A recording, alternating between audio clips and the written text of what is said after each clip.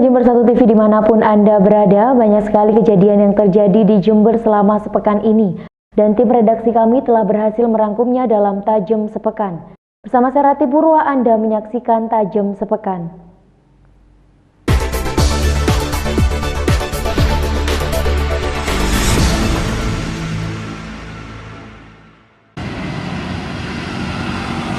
Dana alokasi khusus atau DAK merupakan alokasi dari APBN kepada daerah tertentu untuk proses pembangunan daerah diantaranya sektor pendidikan, kesehatan, dan pekerjaan umum. Dalam penggunaannya, pemerintah daerah wajib membuat laporan yang nantinya diserahkan kepada pemerintah pusat agar DAK di tahun berikutnya bisa dicairkan. Namun Kabupaten Jember ternyata merupakan satu-satunya daerah di Jawa Timur yang belum melaporkan realisasi DAK tahun 2016. Padahal laporan DAK tersebut seharusnya sudah selesai pada tanggal 30 Maret kemarin. Namun karena ada toleransi dari Kementerian Keuangan, maka waktu penyerahan laporan masih diperpanjang hingga bulan Mei mendatang.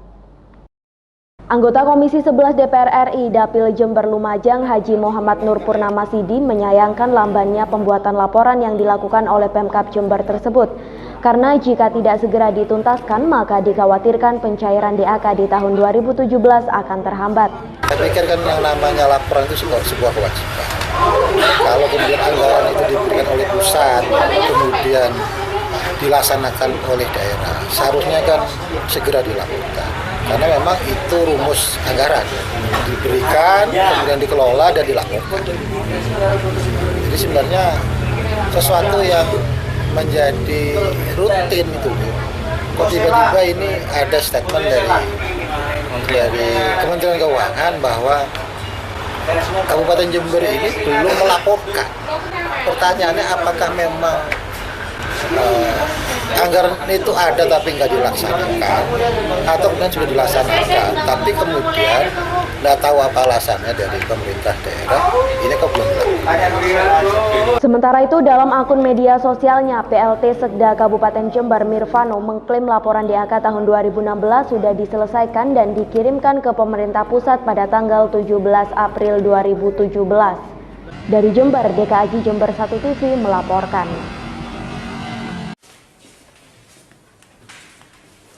Dua orang tersangka pemalsu EKTP bernama Abdul Gofur warga Kelurahan Tegal Besar Kecamatan Kaliwates dan Suparman warga Kelurahan Sumbersari Kecamatan Sumbersari Jember langsung diamankan ke ruang penyidik Satreskrim Polres Jember guna proses pemeriksaan.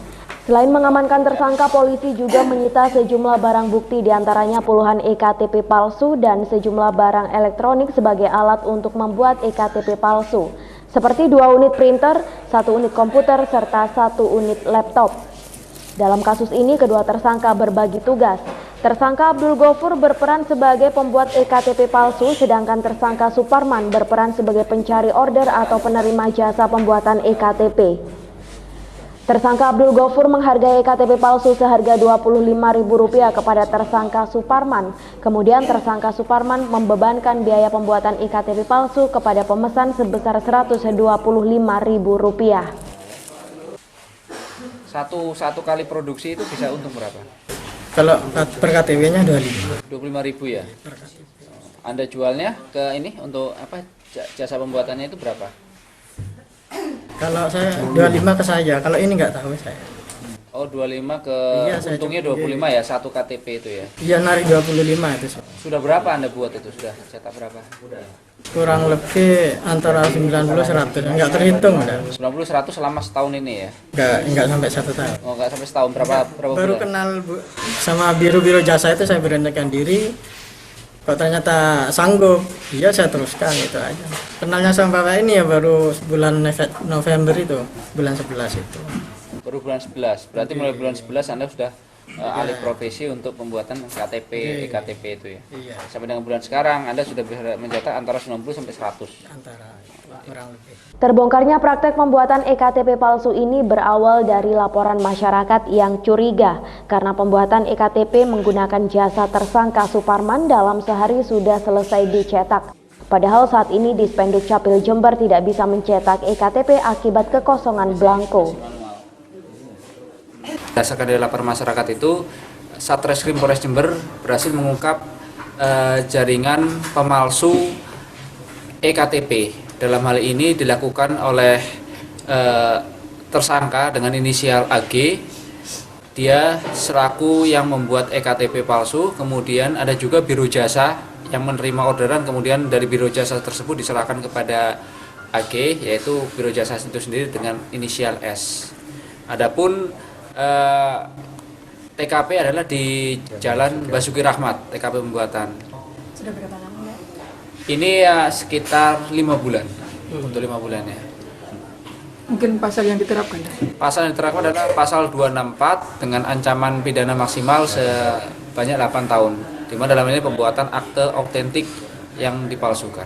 Akibat perbuatannya, kedua tersangka kini mendekam di sel tahanan Polres Jember.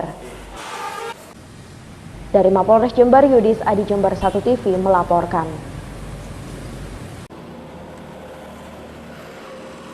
Kondisi jalan tidar yang ada di sekitar kampus Universitas Jember ini cukup membahayakan pengguna jalan karena selain memiliki tanjakan, jalan tersebut juga rusak dan berlubang. Padahal menurut warga sekitar, 2 minggu lalu jalan ini sudah beberapa kali diperbaiki. Namun belum diketahui secara pasti siapa yang melakukan penambalan jalan tersebut. Sabtu kemarin ini? Enggak, kemarin-kemarin, dua minggu yang lalu? Ya. Oh ya. Tahu nggak Mbak itu yang memperbaiki dari pemerintah atau dari mana? Dari pemerintah kayaknya. Dari pemerintah ya? Oh. Berapa lama dari yang diperbaiki ini terus rusak lagi itu berapa lama? Kalau besok pagi dibetulin, terus besoknya lagi enggak, terus besoknya lagi dibetulin lagi. Nah iya, setelah itu rusaknya itu berapa hari setelah diperbaikin itu? 2 hari ya, Mas. Oh, 2 hari setelah diperbaikin? Rusak lagi, bolong lagi. Rusak lagi, bolong lagi? Oh. Sudah sering banyak yang jatuh nggak di sini? Enggak, kalau jatuh-jatuh enggak. Oh. Berarti ini berapa kali diperbaiki, Mbak? 2 kali perbaiki. Kondisi jalan rusak tersebut sangat dikeluhkan oleh masyarakat, khususnya para pengguna jalan. Mereka berharap pemerintah lebih peduli terhadap jalan rusak di Jember agar tidak memakan korban jiwa. Mas, lewat ini ya, jalan ini ya? Oh, pernah tahu nggak jalan ini pernah diperbaiki? Nggak pernah saya.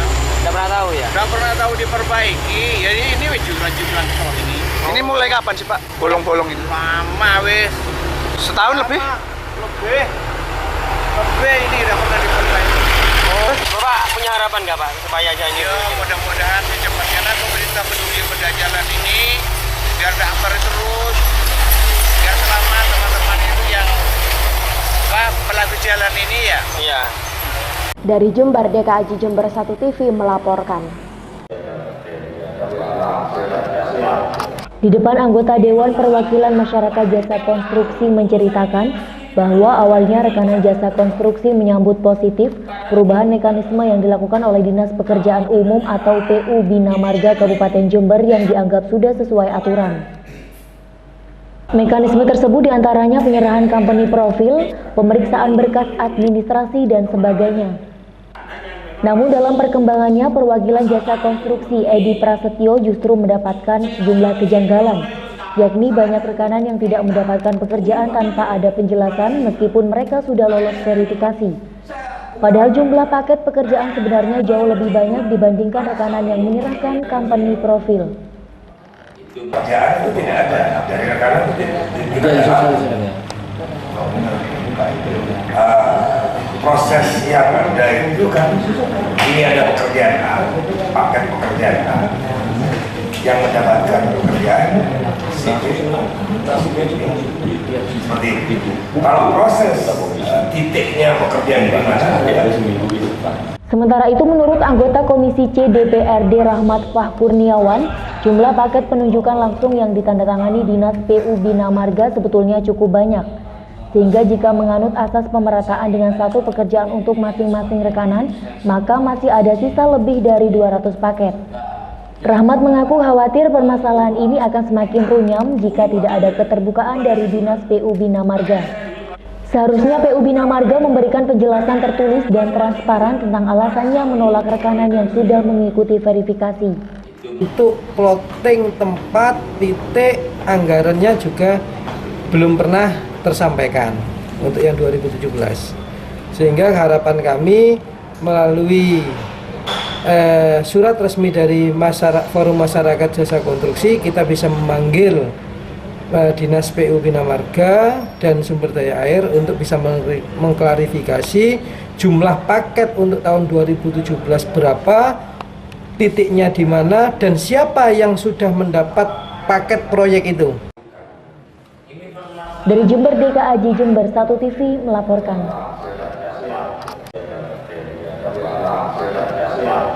Setelah mendengar keluhan dan masukan dari pihak jasa konstruksi, Komisi C DPRD Jember langsung bergerak cepat untuk segera memanggil pihak Dinas PU Bina Marga dan juga pelaksana tugas Sekretaris Kabupaten Jember. Pemanggilan ini dilakukan untuk meminta penjelasan terkait kebijakan proyek PU Bina Marga Kabupaten Jember di tahun 2017 yang dinilai tidak transparan kepada rekanan. Anggota Komisi C DPRD Jember Rahmat Fah Kurniawan mengaku, selama beberapa kali pertemuan dengan pihak PU Bina Marga memang tidak pernah ada pembahasan soal proyek pengerjaan. Untuk itu hari Selasa pekan depan Komisi C akan memanggil PU Bina Marga dan PLT Sekap Jember untuk dimintai keterangan. Mulai dari pembahasan anggaran, kita baru sekali memanggil Dinas PU Bina Marga Sumber Daya Air baru sekali, tetapi terkait paket belum. Insya Allah nanti hari Selasa akan kita panggil dan kita minta keterbukaan itu, karena memang undang-undang Perda sudah menyatakan bahwa keterbukaan publik wajib itu. Dari Jember, DKAJ Jember 1 TV melaporkan. Penjualan minuman keras dan penyediaan wanita muda sebagai pemandu lagu terus disediakan oleh beberapa rumah karaoke yang ada di Kabupaten Jember. Padahal penjualan miras dan penyediaan pemandu karaoke tersebut belum mendapatkan izin dari pemerintah setempat. Dalam rapat dengar pendapat yang digelar di gedung DPRD Jember, perwakilan Dinas Pariwisata Kabupaten Jember Naning menegaskan bahwa penyediaan minuman keras dan jasa pemandu karaoke atau yang lebih dikenal dengan sebutan Ladies Companion atau LC ini tidak berizin. Karena pemilik rumah karaoke hanya mengajukan izin pembukaan usaha rumah karaoke keluarga. Namun dalam prakteknya pemilik rumah karaoke yang nakal masih menyediakan minuman keras dan sejumlah wanita muda sebagai pemandu lagu. Oleh sebab itu, para pemilik rumah karaoke harus memperbarui izin tersebut.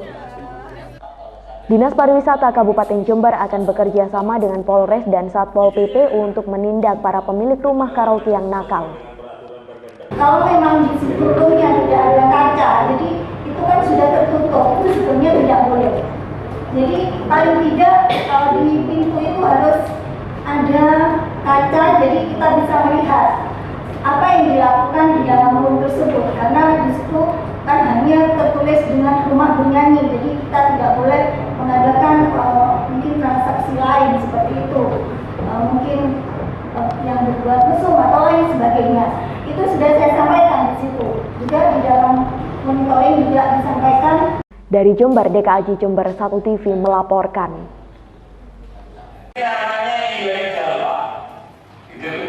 Dari rapat dengar pendapat yang dilakukan oleh DPRD Jember bersama Dinas Pariwisata, Satpol PP dan pihak kepolisian ini, diketahui bahwa tempat karaoke yang ada di Kabupaten Jember belum memiliki izin penjualan miras.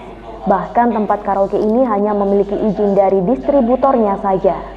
Dari kesimpulan tersebut, Kepala Satpol PP Pemkab Jember Muhammad Faruk mengatakan siap untuk melakukan penertiban minuman keras yang tidak berizin dalam waktu dekat. Tak hanya tempat karaoke saja, namun seluruh toko dan kios juga akan dirazia.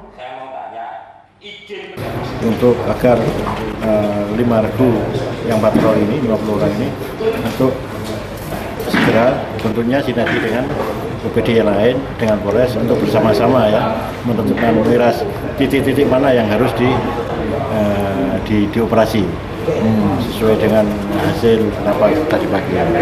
Menurut Faruk, Kabupaten Jember memang belum memiliki perda soal perizinan miras, namun tindakan represif tetap harus dilakukan untuk melindungi masyarakat, khususnya anak-anak muda. Dari Jember, DKAJ Jember 1 TV melaporkan.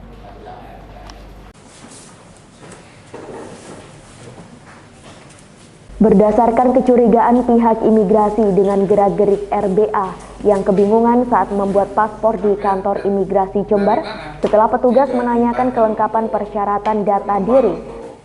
Namun RBA tidak bisa menunjukkannya. Akhirnya RBA langsung diamankan petugas imigrasi.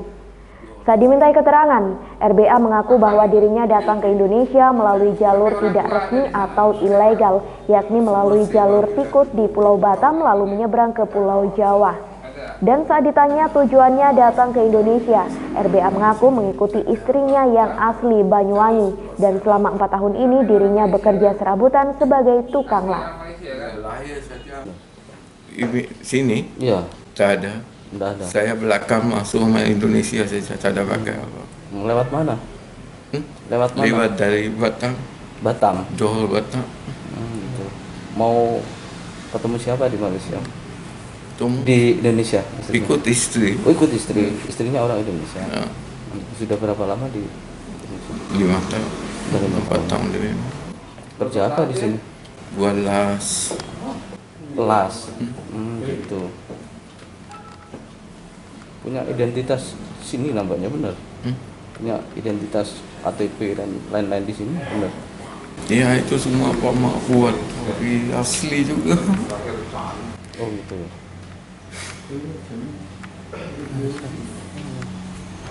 Dalam proses penyelidikan dan pendalaman terkait tujuan maupun aktivitas apa saja saat berada di Indonesia, bila mana pihak keluarga tidak bisa menunjukkan surat-surat, RBA akan dideportasi ke tempat asalnya di Malaysia. Ini awalnya dari yang bersangkutan berusaha untuk membuat paspor di kantor imigrasi kelas 2 Jember. Jadi pada saat proses yang bersangkutan melampirkan persyaratan, namun pada saat kita di proses wawancara dilakukan pendalaman, dilakukan verifikasi, ternyata semua persyaratan yang dilampirkan itu diragukan. Kemudian dilakukan wawancara secara komunikasi langsung, dari gaya bicaranya dicurigai bahwa yang bersangkutan bukan warga negara Indonesia.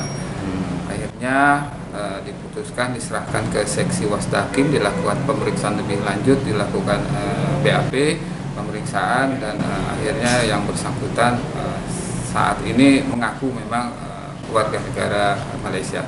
Terus langkah selanjutnya? Proses selanjutnya kita masih dalam proses pemeriksaan, kita masih mengumpulkan bukti-bukti, kemudian juga siapa di sini yang menjaminnya, kemudian bagaimana cara dia masuk ke Indonesia, masih kita lakukan pemeriksaan lebih lanjut. Kalau memang nanti benar warga Malaysia baru dideportasi? Iya, pastinya itu, tapi kita harus melakukan komunikasi, koordinasi dengan Kedutaan Besar Malaysia. Selama ini alhamdulillah komunikasi kita bagus, sehingga kita masih menunggu dari hasil pemeriksaan ini. Bila mana memang sudah cukup bukti, bahwa kita akan menghubungi Kedutaan Besar Malaysia untuk melengkapi dokumen yang bersangkutan. Mereka kesini dalam rangka apa? Berdagang atau apa? Ini masih dalam proses pemeriksaan, tapi bukti awal memang mereka masuk ke sini karena yang bersangkutan ini mempunyai keluarga atau istri di wilayah Jawa Timur ini. Saat ditemukan, pelaku datang ke imigrasi kelas 2 Jember seorang diri dan saat ini masih menunggu kedatangan pihak keluarga yang berjanji akan membawa surat keterangan maupun kelengkapan berkas lainnya. Dari kantor imigrasi, Yudis Adi, Jember 1 TV melaporkan.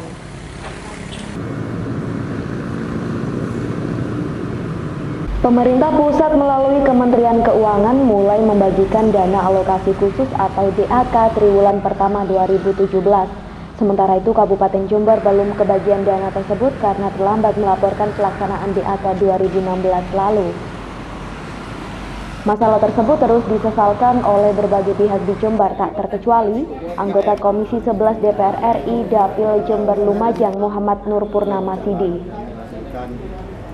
Menurutnya, penundaan transfer DAK tersebut akan berdampak pada terhambatnya proses pembangunan infrastruktur di Kabupaten Jember, termasuk transfer dana desa dan perbaikan gedung-gedung sekolah.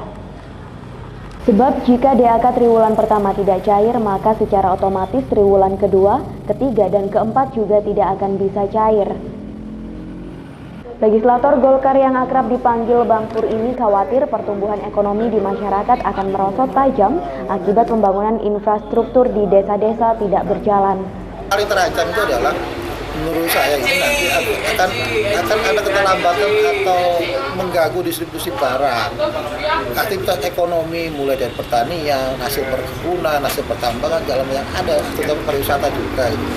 Baik sekarang Jember sedang berkompetisi dengan daerah sekitarnya, ada Lumajang, ada Banyuwangi, ada Bondowoso gitu kan. Banyak termasuk perbaikan jalan sekolah juga. Oh iya, termasuk. Dari Jember, DKJ Jember 1 TV melaporkan.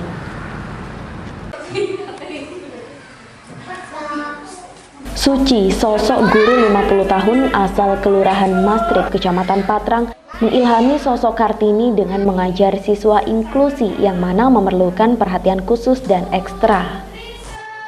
Selain karena memang pekerjaan sehari-hari, dengan mengajar siswa inklusi, Suci menganggap sebagai sebuah perjuangan. Karena seperti yang kita ketahui, siswa inklusi masih terpinggirkan di Jember dan belum mendapatkan perhatian dari pemerintah daerah. Mengingat siswa inklusi merupakan anak yang mempunyai kebutuhan khusus, sehingga mengajar membutuhkan perhatian, keuletan, dan ketelatenan yang lebih daripada mengajar siswa dan siswi pada umumnya.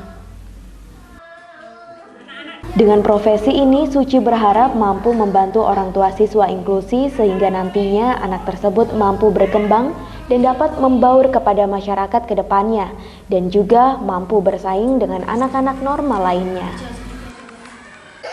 Di TK autis ini udah 4 tahun. Suka dukanya gimana nih, Bu? Pertama suka dukanya memang kita harus menghadapi anak-anak autis itu beda banget dengan anak-anak yang normal. Kita harus ikhlas lahir batin, kita harus sabar, kita harus telaten, dan jangan sekali-sekali kita menganggap anak itu nggak bisa. Semua orang itu pasti menganggap oh ini anak autis, nggak bisa. Yang penting kita punya semangat, anak-anak itu menjadi lebih baik dari tidak bisa menjadi bisa. Saya mengharap pemerintah itu lebih pedulilah kepada anak-anak autis, terutama di Hari Kartini ini. Marilah kita song-song, kita kedepankan anak autis agar menjadi pelopor ataupun bisa membanggakan bagi bangsa negara. Uci berharap kepada pemerintah daerah untuk memberikan perhatian yang sama terhadap siswa dan siswi inklusi tersebut, sehingga mampu diterima dan bersaing di masyarakat. Dari Kebonsari, Yudis Adi Jember 1 TV melaporkan.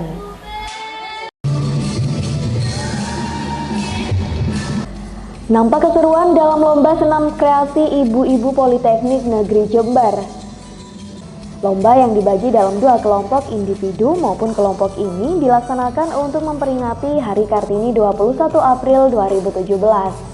Dengan semangat perjuangan Kartini diharapkan selain untuk menjaga kesehatan, namun juga untuk menjaga kekompakan dan tali silaturahmi antar pegawai Politeknik, khususnya bagi para istri karyawan. Ini kita dalam rangka memperingati Hari Kartini, kita mengadakan lomba senam rekreasi Jawa Timur jilid 2. Ya, bentuk senamnya seperti apa ini, Bu? Seperti yang sudah tadi disampaikan, jadi kita mengedepankan tentang ibu-ibu senang tapi sehat, gitu. Jadi gerakannya juga ringan-ringan tapi tetap semangat. Pesertanya umum apa dari mana, Bu? Dari seluruh jurusan ibu-ibu dan wanita Politeknik Negeri Jember. Sementara itu, menurut Nova mengaku senang dapat ikut memeriahkan Hari Kartini di Poli J ini. Dan untuk makna Hari Kartini, dirinya menyampaikan bahwa emansipasi wanita harus terus dijaga, sehingga wanita juga mampu sejajar dengan laki-laki. Sulitnya sih sebetulnya enggak cuma karena pesertanya banyak, terus banyak saingannya yang baik-baik. Ini benar dalam rangka Hari Kartini, Bu? Iya benar. Bu, mana Hari Kartini bagi Ibu? Hari Kartini buat saya itu yang pertama emansipasi. Gender cewek itu harus sama-sama seperti itu. Dalam lomba senam kreasi ini, pemenang akan mendapatkan trofi serta uang tunai jutaan rupiah. Dari Jember, Yudis Adi Jember 1 TV melaporkan.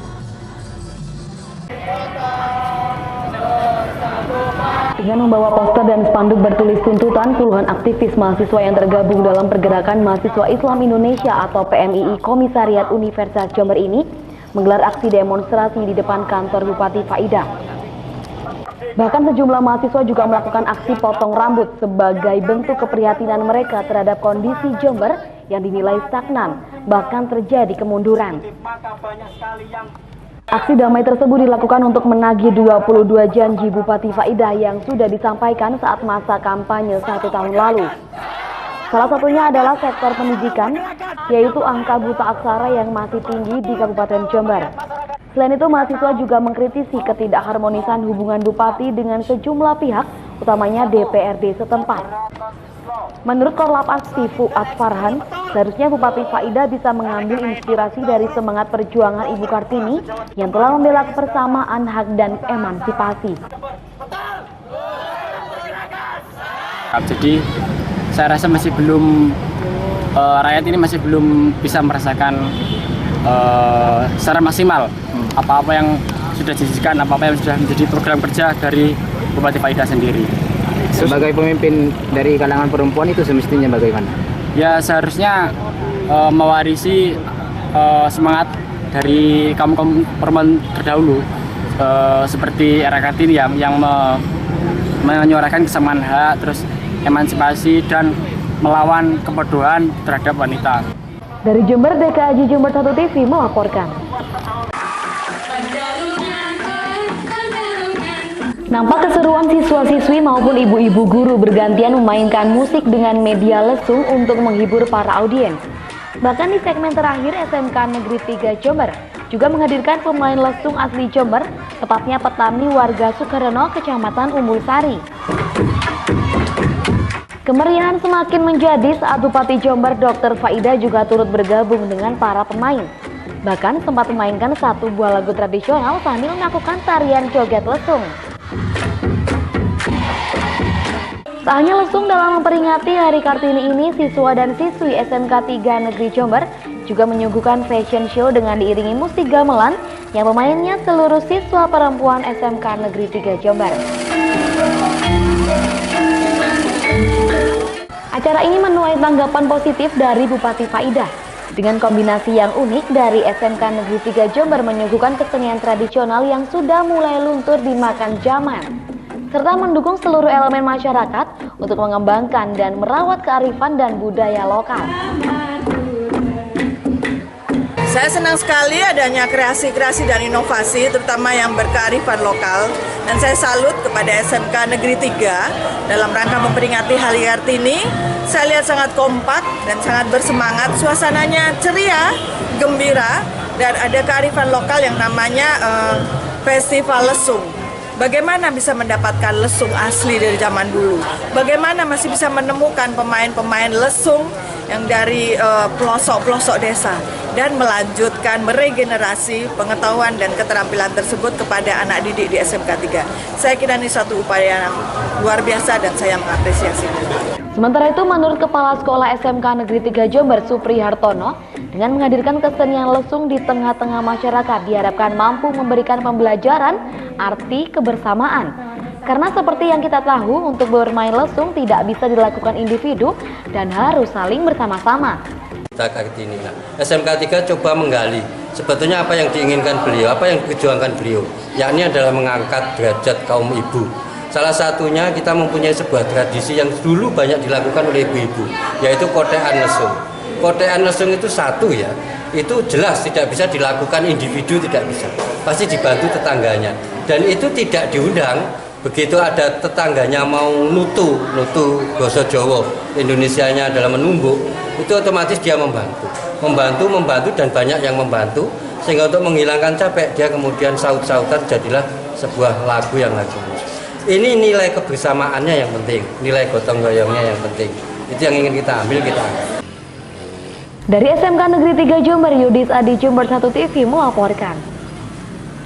Tiada terhingga kepada Suasana meriah mewarnai halaman Fakultas Ilmu Sosial dan Ilmu Politik atau FISIP Universitas Jember. Sejumlah mahasiswa bersama dosen menggelar serangkaian pembacaan puisi, pembagian bunga dan menyanyikan lagu Kartini secara bersamaan.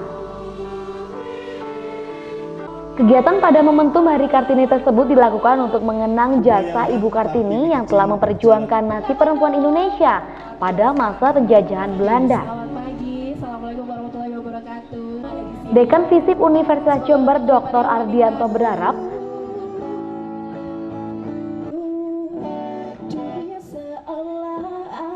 semaksimal mungkin dalam meningkatkan derajat dan harkat martabat utamanya perempuan untuk bisa bersanding, bisa melakukan emansipasi pada sejajar dengan laki-laki, sehingga semua bidang aspek kegiatan kehidupan ini tidak ada lagi beda antara laki-laki dan perempuan, semua punya peluang sama karena tinggal kualitas daripada masing-masing perempuan atau laki-laki itu ya yang membedakan, tapi semuanya menjadi posisi yang sama.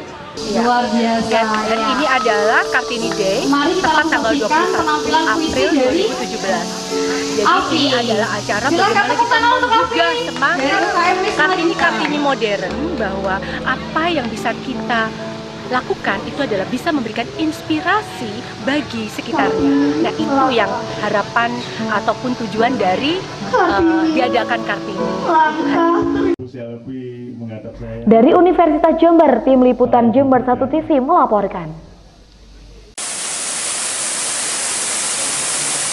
Air terjun yang berada di Desa Karangbayat, Kecamatan Sumber Baru ini ke depan akan dikemas menjadi desa wisata karena berpotensi sebagai jujukan wisatawan yang ingin menikmati indahnya udara pegunungan sambil berwisata sejarah, dan juga letaknya yang tak jauh dari akses jalur utama Jember Surabaya, sehingga cocok sekali sebagai tempat singgah untuk beristirahat sambil berwisata. Tak hanya air terjun Dewi Rengganis, di kawasan tersebut wisatawan juga dapat melihat dari dekat prasasti Congapan peninggalan Kerajaan Majapahit.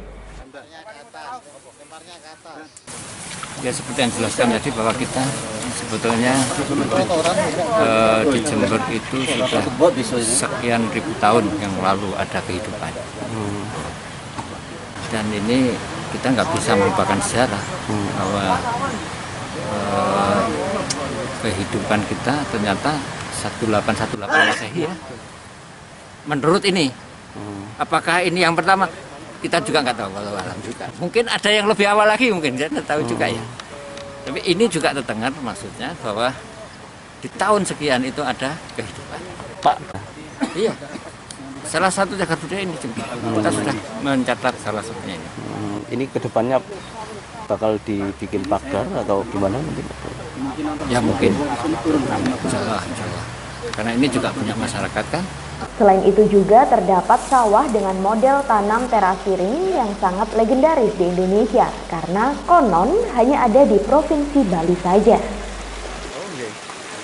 Di akhir perjalanan, wisatawan nantinya akan menikmati wisata rafting di aliran Sungai Argopuro yang airnya masih alami dan jernih. Keempat paket tersebut akan dikemas menjadi satu destinasi wisata unggulan di Jember. Namun kini masih dalam proyek penelitian dan juga pengembangan lebih lanjut. Menurut Karang Taruna setempat membenarkan bahwa terdapat situs sejarah di Karangbayat, seperti batu congapan peninggalan Majapahit yang kondisinya masih asli. Selain itu, dirinya sangat bangga apabila nanti kawasan air terjun Rengganis menjadi daerah wisata, karena selain membuat daerah Karangbayat terkenal, namun juga dapat menggerakkan ekonomi masyarakat setempat, seperti UKM oleh-oleh maupun pagelaran seni dan budaya. Kalau ini namanya prasasti Congapan, tapi warga sini menyebutnya pelampean. Baru diketahui warga ini. Kalau warga sebenarnya sudah tahu lama, tapi mereka itu perhatiannya kurang. Jadi mereka mungkin hal biasa gitu aja, Pak. Gitu. Terus ini peninggalan zaman apa sebenarnya? Kalau dari peninggalannya, sini kan kaki gunung Argopuro, Pak. Mungkin masih ada kaitannya sama Dewi Rengganis juga. Kebetulan di sana juga ada tatanan batu yang barusan dilihat itu, Pak. Jadi satu paket sebenarnya, Pak. Ini sama yang tadi itu, Pak. Itu tulisannya apa ini, Mas? Kalau yang di depan itu tulisannya Pelaksana Pangelanganku dari Kediri, Pak. Dari Kediri, Jawa Kediri kuno. Pelaksana Pangelanganku itu telah itu habis. Sana itu keluarga atau saudara, panggilanganku itu hilang, Pak. Jadi Kalau diartikan lagi itu sebenarnya angka, Pak. Setelah itu kosong, sana itu 1, Pangilangan itu kosong, aku itu 1. Kalau di tahun Saka itu dibaca terbalik, Pak. Jadi 1010. Nah, kalau dijadikan Masehi 1818 Masehi. Dalam tinjauan Dinas Pariwisata Jember, daerah Karangbayat ini sangat berpotensi menjadi objek wisata. Namun perlu sentuhan infrastruktur yang lebih layak untuk memudahkan akses keluar masuk kendaraan maupun infrastruktur kawasan wisata lainnya. Dari sumber baru, Yudis Adi Jember 1 TV melaporkan. Dan pemirsa, informasi tadi sekaligus menutup jumpa kita dalam Tajam Sepekan kali ini. Anda juga dapat menyimak informasi tadi di website kami di www.1tv.co.id. Serati Purwo beserta kerabat kerja yang bertugas mohon undur diri dari hadapan Anda. Terima kasih atas kebersamaannya, sampai jumpa dan salam 1 TV.